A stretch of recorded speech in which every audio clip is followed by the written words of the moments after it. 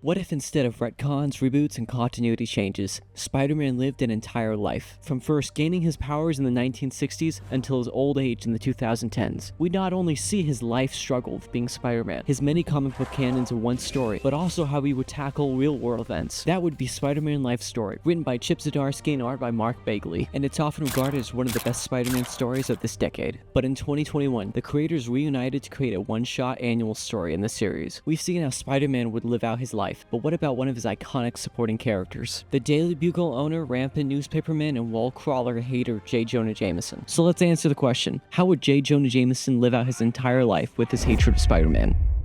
It's 1965, and Jonah's reading this week's newspaper, but he's silently panicking. He helped create the Scorpion suit from Mac Gargan to stop Spider-Man once and for all, but he lost his mind and killed Dr. Stillwell in his craze. Blood was on his hands, so what did he do? He doubles down, this time with him at the helm. He needed to justify Stillwell's death, but again, Spider-Man thwarts him. Detective George Stacy, the father of Gwen Stacy, is waiting for him at the entrance of the Daily Bugle. The Scorpion had broken out of prison, and Stacy guesses he'll try to kill Jonah. He suggests to try contacting Spider-Man for protection, but Jonah dismisses him. Spider-Man is just another killer after him, but the police never bothered to apprehend him, so why don't they do their job and arrest those menaces? But Jonah knows the walls are closing in on him, walls he made. And yet again, Spider-Man saves him. But his rage is unquenchable. He hates his quips, his superiority, and his power. It's 1966. He lies alone at home, drinking with himself, but Detective Stacy's at his door. The Scorpion doesn't want to die in prison, so he started confessing to how he got the suit, and how Jonah helped him. Detective Stacy respects Jonah, which is why he has patrol cars parked around the corner.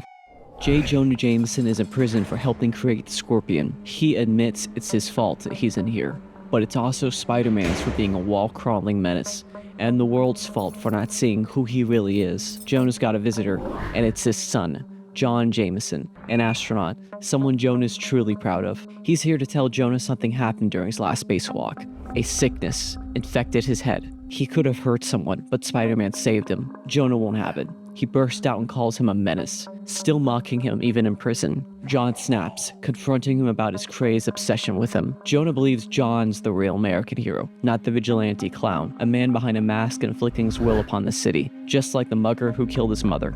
Jonah's gone too far. John hangs up and walks away. Jonah ambles back to lockup in silence. Somebody calls his name, and it's Norman Osborn, serving a sentence for his crimes as Green Goblin. He asks if he's okay, and if he would like to play a game with him. 1977. Jonah's writing his memoirs, his public testament for the world. Norman teases him for making his biography piece about Spider-Man. Jonah says to tell the story of his life, he needs to tell the story of the villain who ended it. Jonah would expect Green Goblin to know that. Norman deviously smirks. He's here to tell him that the wife of one of his old employees has died, Gwen Stacy, and it appears Spider-Man has killed her. Jonah feels his guilt pushed down harder. The burden of J.Jonah Jameson is that I'm always right, which enrages him when the world is still catching up on the truth. 1978. Jonah calls Peter Parker. He's more mature, older, and still Spider-Man. Jonah is calling to send his deepest condolences about Gwen Stacy, his wife. But his case could be just what they need to bring down Spider-Man. Peter's pissed, not because he's trying to turn his deceased wife into a lawsuit, but after all these years, he's still hanging on to his obsession with Spider-Man. But Peter tells him he's just a man, and Jonah's better than this, so do better. Peter hangs up. Jonah doesn't know it yet, but this would be his final conversation with Peter Parker, with Spider-Man. Jonah's voice shouts Parker's name as the call ends. It's 1992. We're in a support meeting for prisoners affected by superheroes. Norman Osborn is opening up about his past, how he held on to hate for years. It was hate that made me lose everything, but it made him feel secure, safe. A voice speaks off panel. It's Jonah. He's happy for Norman, of course, but the vigilantes are the reason they're here. Masked men breaking the law. Well, they deserve to be here. They're criminals, but not him. He doesn't belong here. And yet he's here. The counselor confronts him, that he went out of his way to attack Spider-Man by creating Scorpion and giving him a suit and powers to harm others. She continues, saying that masked men, vigilantes, remind him of the man behind a mask who murdered Joan, how he felt powerless to protect his own wife. But Spider-Man didn't lock him up. His obsession with him did. Jonah storms off. 1995. Jonah's writing his memoirs in a prison yard. His papers catch in the wind. Miss Carroll catches them. She tells him that Norman Osborn has passed away, and his will asks to deliver a message to Jonah. Jonah asks how. A heart attack. They found him surrounded with his Green Goblin regalia. Dr. Carol holds herself together. That was her best shot at redeeming a villain. It's her fault he slid back to his old ways. But Jonah defends her. Some people choose to surround themselves with the past because it's the only thing they have left. She asks, is that what the manuscript is? Him surrounding himself with the past? All Jonah ever wanted was the truth to come out. His truth. Now he has a new truth about himself, and he knows it's time to share it. It's now 2001.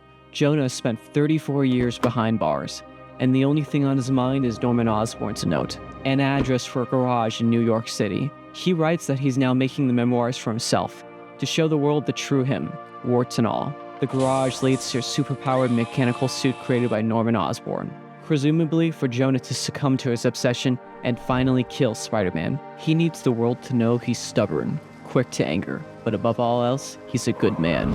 J.Jonah Jameson uses the suit to attack Scorpion. He handed his life over to his obsession of Spider-Man. He should have continued living, but he didn't. Now he needs to right his wrongs. Scorpion mocks him for seeing him as a bad deed in his life. He pins Jonah down and pierces the suit's face. He respects him choosing to go out fighting like a man, but Jonah grabs his piercer and thrusts it into his chest. Jonah kills the Scorpion. Jonah wiggles his way out of the suit and struggles to breathe. He's surprised. His fight has led him to the rooftop of the Daily Bugle. He arches forward and yells in pain. Jonah collapses onto the roof. Jonah dies telling his truth to the world. Jameson's funeral is held. Peter Parker is in attendance. So is Dr. Carol. She notes there's not much of a turnout. Peter says a lifetime behind bars will do that to a person.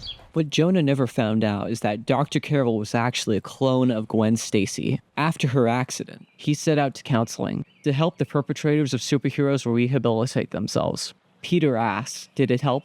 Could Jonah ever be reached? Gwen pulls out a book, J. Jonah's memoir, how obsession ruined his life, but he found himself after it all. Jonah wanted Spider-Man to have it. Parker says he's not Spider-Man anymore, but Gwen knows better. You're as trapped in that web as Jonah was.